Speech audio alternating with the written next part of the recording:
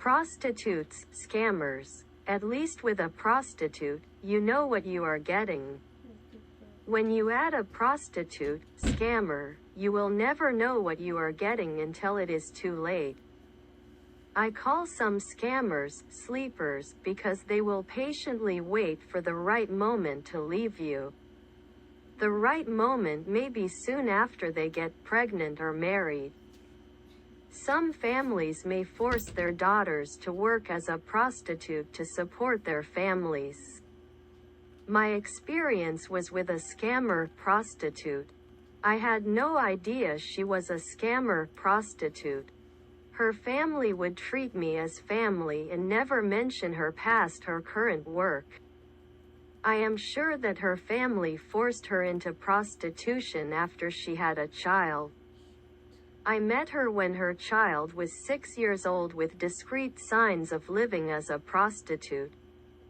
Her private bedroom, nice private bed, private shower, private toilet, and private exit door led to the outside.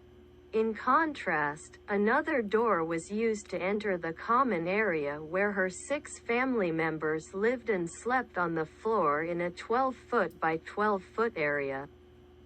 Her family ate well and dressed fashionably nicely while living in the house. Her family went out to restaurants often. She and her family never saw a hungry day. None of her family members worked. So you must ask where they got their money.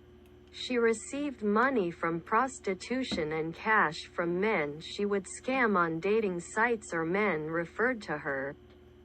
One guy sent her his credit card. He never knew that she had a private income receiving money from other men. All she had to do with the credit card guy was give him a private lap dance on video without taking her clothes off and tell him what he wanted to hear.